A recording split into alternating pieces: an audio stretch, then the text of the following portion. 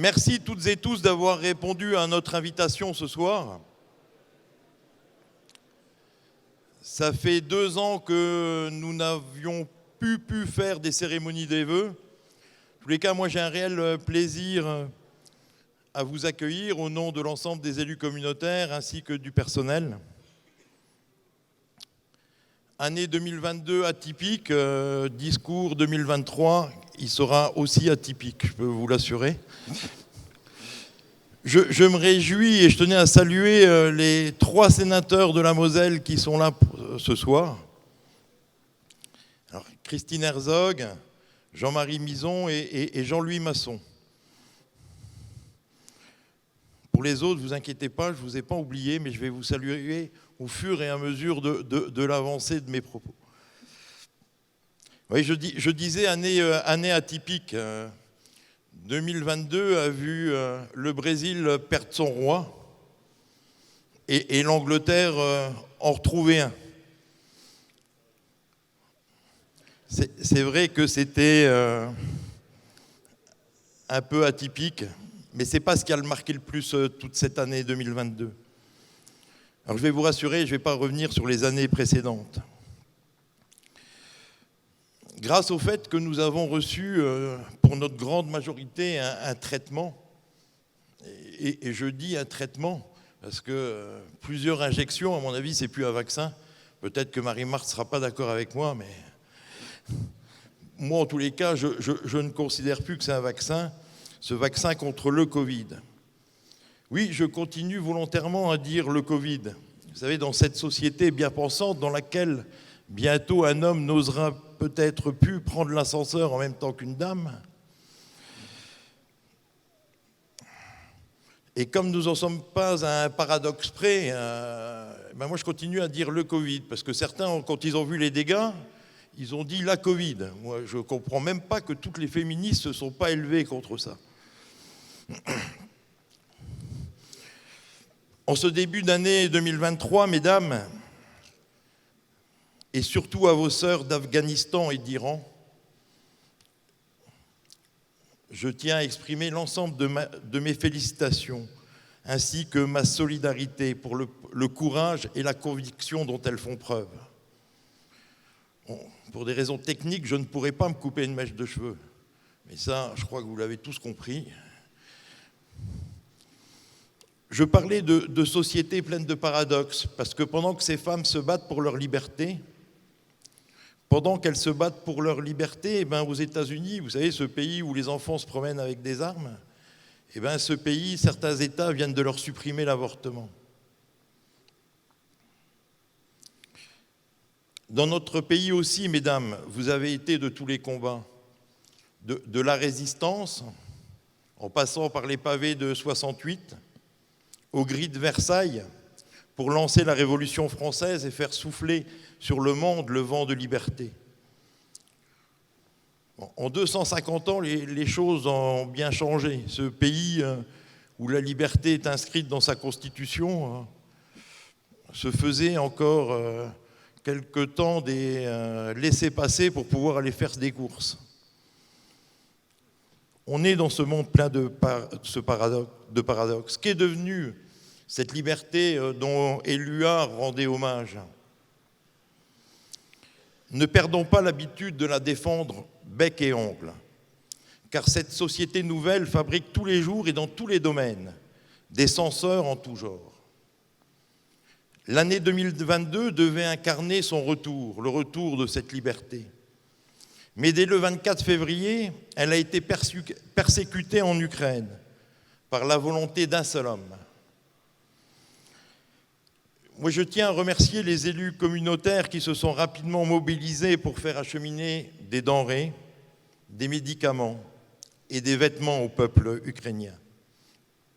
Une délégation communautaire composée de Roland Balcerzac, Régis Hell et Steven Parmentier s'est rendue sur place en bus et a rapatrié environ 35 personnes. Nos aides ont perduré. On a donné des bons alimentaires à ces familles. On a mis en place d'autres transports de matériel en partenariat avec la commune de Cattenom. Cette guerre aux portes de l'Europe ne doit pas nous faire oublier tous les autres endroits du monde où la liberté est menacée. Car quand la liberté est mise à mal en Afrique, en Palestine, en Asie, en Amérique, c'est partout à travers la planète que nous en subissons les conséquences. On le voit, l'augmentation des matières premières, de l'énergie, impacte nos entreprises, nos foyers les plus démunis et certaines de nos collectivités. Ces collectivités, ces filles issues de la Révolution, que sont les communes, qui ont été créées le 14 décembre 1789, le département, Monsieur le Président, et je vous remercie, cher Patrick Weiten, de votre présence ce soir parmi nous. Et le département qui a été créé le 22 décembre 1789. Oui, mesdames, votre action le 5 octobre 1789 au Gris de Versailles a aussi permis la création des communes et des départements. Donc oui, nos communes, étranglées par les coûts de l'énergie, ont dû prendre des mesures drastiques en la matière. Les difficultés financières sont accentuées du fait que depuis 15 ans, l'État n'arrête pas de supprimer ses dotations, même de supprimer ce qui ne lui revenait pas. La taxe professionnelle, la taxe d'habitation. Lorsqu'on évoque ce sujet ici, sur ce territoire d'énergie, on pense toujours en second lieu à l'énergie nucléaire. Et j'en profite pour saluer Jérôme Le Saint, directeur du CNPE. Pourquoi en second lieu ? J'ose espérer que vous considérez comme moi que la première énergie de ce territoire est celle qui est développée par les élus, les bénévoles du monde associatif, du monde sportif, les agents des services publics, les habitants. Vous ne voudriez quand même pas d'une société où l'homme, l'être humain, la nature ne serait pas au cœur du projet. Ce type de société qu'on pourrait voir dans des films ou des livres de science-fiction, et ce genre de société où on paye avec une carte en plastique et où le commerçant ne perçoit pas la totalité de la somme, étant donné que certains se servent au passage. Et d'ailleurs, dans cette société, il n'y a plus besoin de commerçants non plus. On commande, on se fait livrer, et ça règle le problème du laisser-passer. Faites demi-tour. Ah, voilà une technologie au service de l'homme. Tous les plus anciens comme moi qui ont connu les partenariats où le copilote avait une carte routière sur les genoux et les tensions qui pouvaient en ressortir de l'habitacle ont bien été ravis sûrement de découvrir le GPS. Donc, oui, madame, je vous écoute, je fais demi-tour. Donc, oui à cette énergie nucléaire. Moi, je suis sur ce territoire depuis 1989. Et c'est la première fois où j'ai vu le ciel sans aucun panache, émanant des tours de refroidissement de la centrale. Je peux vous assurer que ça fait drôle. D'autant plus que depuis quelques mois, bien relayé par la presse, le gouvernement a joué à faire peur à tout le monde et à nous mettre en garde contre les risques de coupure d'électricité. Alors, même si aujourd'hui, ces risques se sont techniquement éloignés et n'ayant qu'une confiance limitée dans ce gouvernement, je vais allumer quelques lampes. Ce type de lampe, vous en aurez une lorsque vous sortirez, de manière à ce que si à l'improviste vous retrouvez dans le noir, la CCE éclairera vos foyers. Monsieur le directeur, je n'ai pas attendu cette année pour vous exprimer à vous et à vos collaborateurs la confiance que j'ai dans le sérieux de vos équipes à gérer ce type d'infrastructure. Mais à l'aube des discussions qui auront lieu dans le cadre du prolongement de la durée de vie de la centrale, je pense qu'il était important de vous témoigner, comme j'ai pu le faire à vos prédécesseurs, cette confiance. À ce jour, l'énergie nucléaire est la plus fiable et la moins polluante en matière de CO2. Les barrages hydroélectriques vont être mis à rude épreuve si les périodes de sécheresse, comme celle qu'on a vécue cette année, se renouvellent. Les éoliennes en mer ne sont pas souhaitées par le monde de la pêche. Les éoliennes terrestres sont décriées pour certaines par les amateurs de la nature et de la beauté de la nature. Et puis il faut dire que l'électricité, on ne peut pas la stocker. Et donc les vents ne sont pas toujours au rendez-vous. Seule l'invention d'éoliennes mobiles pourrait vous faire concurrence, monsieur le directeur. Oui, j'ai dit d'éoliennes mobiles. Il suffirait d'en laisser 5 en permanence autour de chaque membre du gouvernement. On devrait pouvoir alimenter la France en électricité. Du fait que l'air brassé, je peux vous assurer que, on n'aurait pas de problème de ce côté-là. Et pour ceux qui ont connu, un peu comme moi, les situations où on regardait des cartes autoroutières en voiture, ils ont aussi connu les annuaires. Et donc aujourd'hui, on aurait 3 types. On aurait les pages blanches, les pages jaunes et les numéros verts mis en place par l'État. Il y en a une flopée. De la même manière que toutes ces grandes réunions, le grand débat national, le Ségur de la santé, les états généraux de la justice, la concertation sur l'avenir de l'énergie, le Conseil national de la refondation, la concertation pour relever le défi du changement climatique, la concertation pour un nouvel acte de décentralisation. Et dernièrement, monsieur le maire a annoncé bientôt les assises des finances publiques. Monsieur le président du département, j'ai déjà peur pour nos collectivités.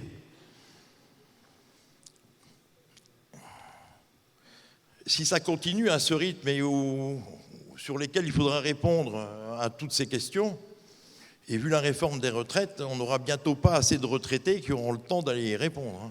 Faites demi-tour. Ok. Oui, revenons-en au territoire et à la centrale que j'évoquais. Je rappelle que le district rural de Cattenom a été créé en 1986, en lien avec la construction de la centrale.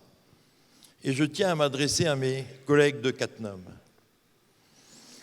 Vous vous êtes exprimé par 2 fois publiquement sur un travail de réflexion engagé par votre communauté de communes. Travail dont la concertation n'est à ce jour pas aboutie. Et du coup, vos expressions pourraient donner l'impression de fissures dans le bloc communautaire, dans une période où sur beaucoup de sujets, nous devons nous afficher unis et solidaires. Je le disais, l'histoire, notre histoire, est liée à l'arrivée de la centrale nucléaire et à sa durée de vie initiale, soit 40 ans. En 2026, le pacte, le contrat de base sera rempli. L'engagement de départ aura été tenu. Le débat sur la prolongation de la centrale est un nouveau contrat territorial. En 40 ans, les choses ont changé. De 18 communes, nous sommes passés à 22. J'en profite pour saluer nos collègues et amis de Haute-Cône et Cons-les-Bains qui ont rejoint la CCE au 1er janvier 2022. Leur arrivée a apporté une cohérence territoriale.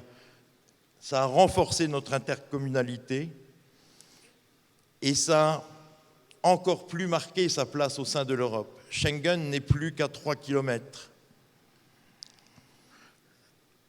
Et bien sûr, le territoire possède maintenant un patrimoine viticole que nous aurons plaisir à promouvoir. Oui, je disais peut-être demain, si on est 22 aujourd'hui, peut-être serons-nous 23 demain. Et pourquoi pas 24 si nous le souhaitons. En 40 ans, l'impact transfrontalier a pris une dimension qu'aucun n'avait imaginée.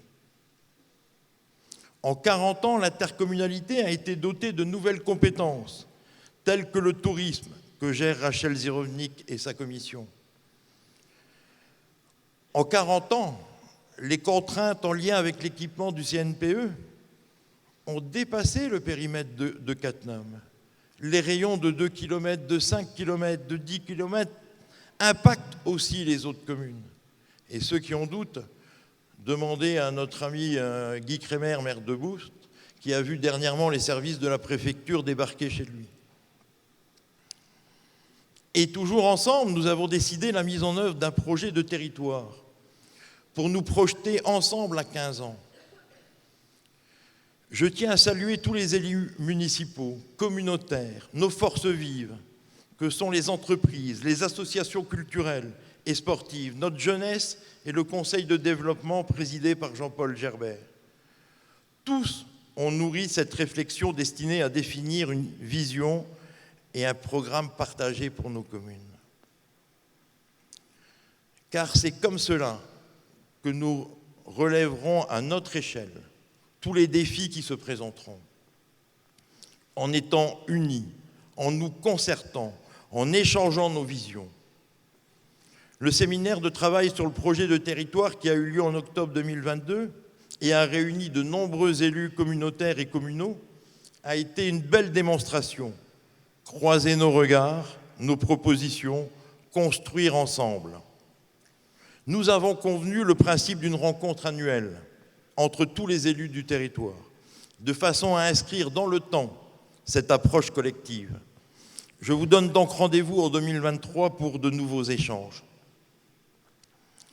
Et donc pour toutes ces raisons, ce n'est pas une ineptie de s'interroger pour savoir si le nom, le logo de notre communauté de communes doit changer, doit évoluer ou pas. La démocratie s'inscrit dans plusieurs temps. Celui de la réflexion, c'est celui où la communauté de communes se positionnait. Nous étions dans le temps de la réflexion. Ensuite interviendra celui de la décision et celui de la contestation.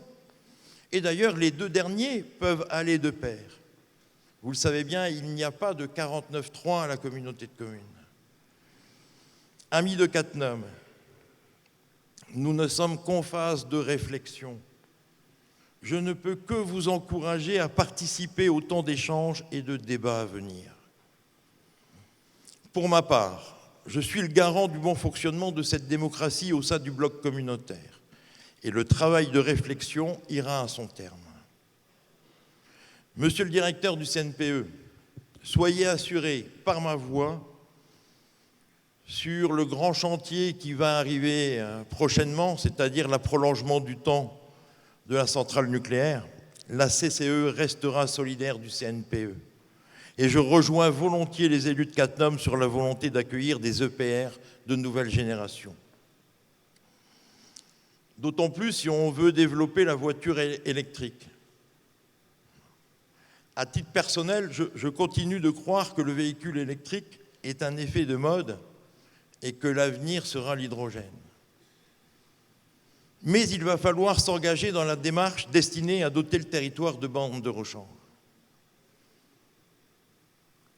Dans ce domaine, les questions sont nombreuses et je n'ai pas les réponses aujourd'hui. Combien d'argent public faudra-t-il consacrer à cette action ? Combien de bornes sont nécessaires pour notre territoire ? Quelles sont les attentes des usagers entre rechargement à domicile ou sur des bornes rapides publiques? La CCE doit-elle tout financer ou accompagner les communes via un fonds de concours? Autant de questions auxquelles il nous faudra répondre. Certaines actions sont d'ores et déjà lancées et même, je dirais, même portées. Nous avons commencé à constituer une flotte communautaire de véhicules électriques dont les premiers retours donnent néanmoins une satisfaction mitigée. Depuis 15 jours, un test est effectué avec un camion de collecte d'ordures ménagères électriques qui semble, lui, concluant et devrait conduire à l'échéance de l'été 2023 à une acquisition. Pour en avoir fait le test de mercredi dernier, si vous avez des habitants qui ont pris l'habitude de ne pas mettre de réveil parce que le jour-là, il y avait le passage du camion des OM, je peux vous assurer qu'il va falloir qu'ils en mettent parce que c'est très silencieux. Un point ne se pose pas. un sujet ne fait pas débat. La mobilité est une question essentielle pour notre territoire. La communauté de communes travaille aujourd'hui sur plusieurs dossiers. Les déplacements. Plusieurs millions d'euros sont fléchés pour la réalisation de pistes cyclables et de voies dédiées au transport en commun. Je remercie une nouvelle fois Patrick Weiten et le département pour le partenariat avec la communauté de communes sur la première voie dédiée au bus sur l'axe Étanges-Grande-Frisange. Et Roland Balcerzac pour son travail et celui de sa commission mobilité. Au niveau des pistes cyclables, plusieurs chantiers ont déjà démarré. En ce qui concerne les transports en commun, la situation est catastrophique. 16 communes sont mal desservies et 6 communes qui sont dans le périmètre du SMITU, le syndicat mixte des transports urbains Thionville-Fensch, ont un service dégradé, alors que les cotisations ces dernières années n'ont pas arrêté d'augmenter. Pour que la CCE, qui a décidé de prendre la compétence mobilité en 2021, puisse exercer pleinement sa compétence, il nous faut sortir du SMITU. Pour cela, nous avons délibéré à l'unanimité, puis, comme le veut la loi, écrit au préfet, pour qu'il nous autorise ce retrait. Nous n'avons même pas reçu un accusé réception à notre courrier. Nous avons relancé. Les relances sont restées également vaines. Et comme, dans ce type de loi, le silence du préfet équivaut à un rejet de notre sortie du SMITU, nous venons de saisir le tribunal administratif. Nous souhaitons sur notre territoire l'application de la loi LOM. Le SMITU est un bateau ivre. Ne vous engagez pas sur cette voie. C'est vrai, on pourrait y faire certains raccourcis. Donc le SMITU est un bateau ivre dont la barre est tenue par des élus qui n'y siègent pas et qui communiquent sur la mise en place de nouveaux bus à haut niveau de service, vers Esch notamment. Des projets qui n'ont jamais été évoqués au sein du syndicat. Quand on sait qu'aujourd'hui le syndicat n'a pas les moyens de financer le programme de bus à haut niveau de service, le BHNS, qui dessert Thionville, la vallée de la Fensch, c'est une vraie gabegie que d'aller imaginer un autre tronçon. Il nous faudra bâtir des relations plus directes avec l'État luxembourgeois. Les comités de Théodule que sont devenus le G6 et le pôle métropolitain, frontaliers, et qui ne servent que les ambitions politiques du maire de Thionville. Et pour aller parler avec le Luxembourg, mon cher Patrick, ma chère Rachel, nous comptons sur vous. Ce territoire, c'est votre canton. Et je crois qu'on doit laisser personne d'autre que nous, qui représentons ses habitants, aller parler en direct avec le Luxembourg. Dans ce domaine de la mobilité, je formule des vœux pour 2023. Qu'à minima 15 km de nouvelles pistes cyclables soient réalisées sous la surveillance de Guy Crémer et sa commission travaux. Que le programme de la première voie dédiée au transport en commun soit finalisé et qu'on avance sur les acquisitions foncières. Et enfin, et peut-être que c'est le point le plus compliqué, que le tribunal administratif se prononce en notre faveur pour que l'on puisse mettre en œuvre notre programme de transport gratuit. La mobilité est un droit pour tous. La loi LOM l'a réaffirmé. Elle est un droit. Elle est synonyme de liberté pour nos ados, pour nos aînés. Faire ses courses, aller à la piscine, garder des liens sociaux. J'attire particulièrement votre attention sur nos ados. J'ai rencontré des collégiens de notre territoire. J'ai échangé avec eux, avec les principaux des collèges, avec les spécialistes de la petite enfance et du RASED. Notre jeunesse est en souffrance. Le confinement, l'école à distance ont laissé des traces que dire de profonds sillons quand devant leurs copains, les jeunes expriment un mal-être, un besoin de parler et réclament plus de lieux d'écoute, cela devient grave. À cet âge, ils devraient avoir plus d'insouciance. Pour répondre à ce message qu'il nous envoie, la commission politique sociale de Maurice Laurens se penche sur la question. Nous devrions nous doter d'un bus qui ira à leur rencontre pour leur proposer un espace d'écoute dans le plus petit des villages, aux portes des collèges.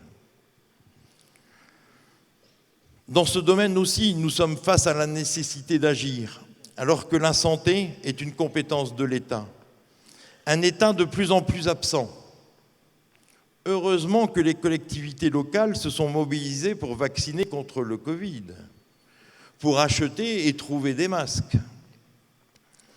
Quand on voit l'état de l'hôpital public et de notre système de santé qui était une fierté à l'échelle mondiale, on s'interroge.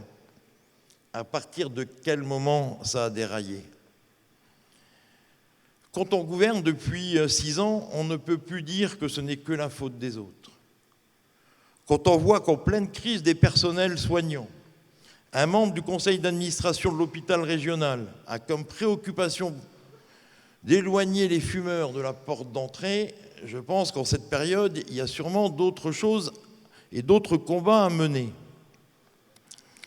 Quand un investisseur privé veut construire un pôle médical sur ce territoire en manque de médecins et que les services de l'État, via l'ARS, continuent à bloquer le projet plutôt qu'à l'accompagner, on peut se poser des questions. Bienvenue dans le monde de la technocratie de l'État.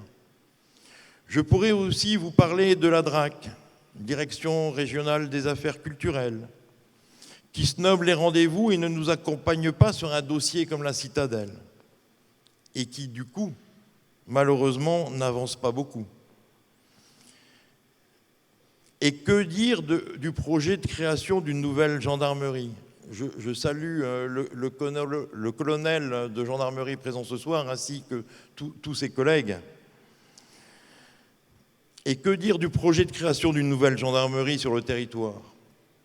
Projet nécessaire pour nos gendarmes, qui permettra d'accueillir à minima 30 familles. Projet validé par le général Matine, responsable de tous les gendarmes de Moselle. Projet à 8 millions d'euros d'investissement, validé par les élus communautaires et financé entièrement par la communauté de communes. Et au final, ça fait 2 ans que ce dossier est sur un bureau au ministère de l'Intérieur. Lequel ou laquelle d'entre vous attendrait 2 ans ? Voilà comment que ça fonctionne aujourd'hui. Et le pire dans toute cette affaire, c'est quand des projets n'avancent pas. C'est les entreprises qui n'ont pas de contrat, qui n'ont pas de commande. Voilà la réalité du fonctionnement de l'État aujourd'hui.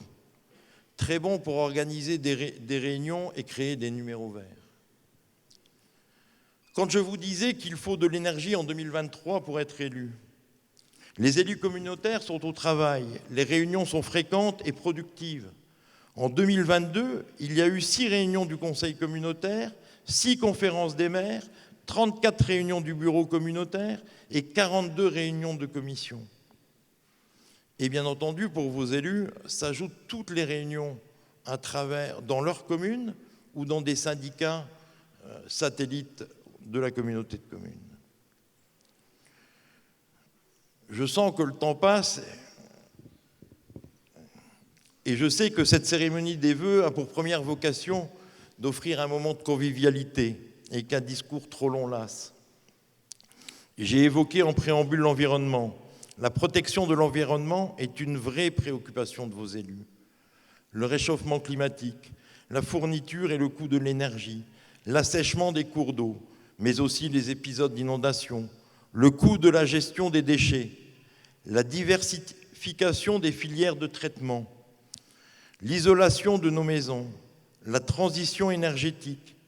Tous ces sujets sont traités par la commission environnement, pilotée par Marie-Marc Dutta-Gupta et par la commission GEMAPI, que pilote Benoît Steinmetz. Des mesures sont prises, des travaux programmés. De tous ces travaux, je vais en citer qu'un, la construction de la chaufferie bois au niveau de la piscine à Breistroff. C'est une action concrète de filières courtes. C'est des bois dont certains proviennent de nos déchetteries. C'est des bois qui viennent du territoire. Les travaux ont démarré. Et aujourd'hui, ce système, on peut vraiment voir qu'il est vertueux pour l'environnement, pour l'économie, en termes de dépenses d'énergie et pour l'emploi. Les enjeux environnementaux nécessitent souvent des investissements lourds qui ne sont pas supportables pour nos habitants les plus démunis. C'est bien de vouloir supprimer le fioul comme chauffage, mais certains foyers n'ont pas les moyens de changer de chaudière. Même chose pour les voitures électriques. Ces sujets appellent donc une transversalité avec la commission politique sociale. Je fais le vœu que la communauté de communes, votre communauté de communes, soit aux côtés de ses habitants les plus démunis, comme elle l'est déjà aux côtés des communes. Le combat pour la protection de l'environnement ne se gagnera qu'à la condition que personne ne soit laissé sur le quai ici en France. Si personne n'est laissé sur le quai, on pourra appréhender l'arrivée de réfugiés climatiques qui vont dès demain, ce n'est pas dans 1000 ans, dès demain devoir quitter des parties du globe qui vont devenir inhabitables. Si nous ne réglons pas ce problème maintenant pour nos habitants, nous laissons pour demain la porte ouverte à plus de racisme, plus de xénophobie à l'égard des populations qui cherchent asile.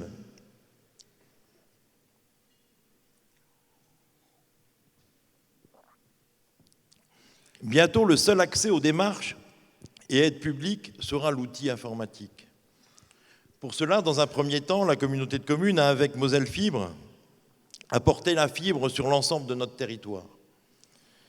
Maintenant, il nous faut agir pour combler la fracture numérique. Une mesure forte a déjà été mise en place et permet d'aller former dans chaque commune et en suivant un calendrier établi les habitants les plus éloignés des nouvelles technologies. Peut-être, et face au succès rencontré, qu'il faudra aller plus vite, se donner plus de moyens si nécessaire pour toucher un public plus nombreux, plus rapidement. Merci à Moselle Numérique pour son engagement à nos côtés et merci à Denis Bord qui pilote la commission des nouvelles technologies. Je tiens également à partager la satisfaction du travail accompli par la commission développement économique que pilote Michel Erguin.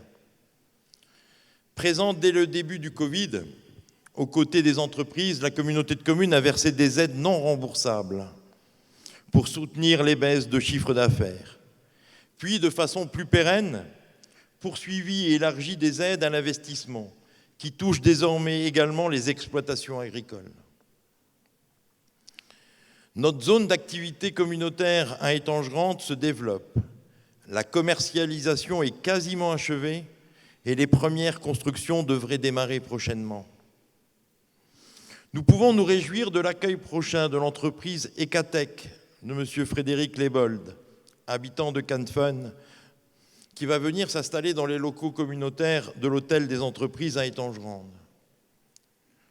Ecatech est une entreprise qui va lancer la fabrication de géocœurs, outils innovants récompensés au concours Lépine et qui va permettre de porter secours plus efficacement aux victimes d'arrêt cardiaque. Une belle alliance entre la technologie et l'humain. Notre développement économique est maintenant sur de bons rails. J'espère qu'il ne s'arrêtera pas et que nous allons rapidement pouvoir nous attaquer à la zone de Canfin. Vous l'avez compris, je rêve d'une société dans laquelle l'homme serait la priorité, dans laquelle le lien et la cohésion sociale seraient le ciment de la fraternité entre les peuples. Pour cela, nous pouvons nous appuyer sur les associations culturelles et sportives du territoire. Ce soir, vous verrez très peu de clubs sportifs. Parce qu'avec David Robinet, que je salue également, Nous accueillerons les sportifs demain, ici, dans cette même salle. Plus de 200 personnes ont répondu présent. Nous allons continuer nos partenariats culturels avec tous ceux qui s'engagent à travailler à l'échelle communautaire. Nous allons continuer à développer notre saison culturelle. Il nous manquait un outil au service de cette programmation culturelle. Nous avons donc décidé la construction d'un espace communautaire de 1500 places. La consultation pour un programmiste est en cours. Nous sommes un territoire d'énergie qui a les moyens de ses ambitions, moyens humains, moyens techniques et moyens financiers, sur lesquels veille scrupuleusement Bernard Zenner. Nous sommes un territoire d'action qui a su s'emparer de chacune des problématiques internationales ou nationales que j'ai évoquées pour proposer des solutions et services à ses habitants, de la vaccination anti-Covid à la protection de l'environnement. Voilà le sens de mon propos de ce soir. La CCE a été et sera de tous les combats au service de son territoire. Et c'est ensemble, unis, solidaires et libres, que nous parviendrons à les gagner. Dans 500 mètres, vous êtes arrivé. Oui, on arrive au bout. Et donc je tenais à remercier l'ensemble des vice-présidents, l'ensemble des élus communautaires, l'ensemble du personnel sous la responsabilité d'Olivier Audeau, qui nous permettent de mettre en place et de travailler à toutes ces politiques. Permettez-moi de conclure en vous citant des vœux que Jacques Brel faisait en 1968. Je vous souhaite des rêves à n'en plus finir et l'envie furieuse d'en réaliser quelques-uns. Je vous souhaite d'aimer ce qu'il faut aimer et d'oublier ce qu'il faut oublier. Je vous souhaite des passions, je vous souhaite des silences. Je vous souhaite des chants d'oiseaux au réveil et des rires d'enfants. Je vous souhaite de respecter les différences des autres, parce que le mérite et la valeur de chacun sont souvent à découvrir. Je vous souhaite de résister à l'enlisement, à l'indifférence et aux vertus négatives de notre époque. Je vous souhaite enfin de ne jamais renoncer à la recherche, à l'aventure, à la vie, à l'amour, car la vie est une magnifique aventure et nul de raisonnable ne doit y renoncer sans livrer une rude bataille. Je vous souhaite surtout d'être vous, fiers de l'être et heureux, car le bonheur est notre destin véritable. Meilleurs vœux et bonne santé à vous tous pour 2023.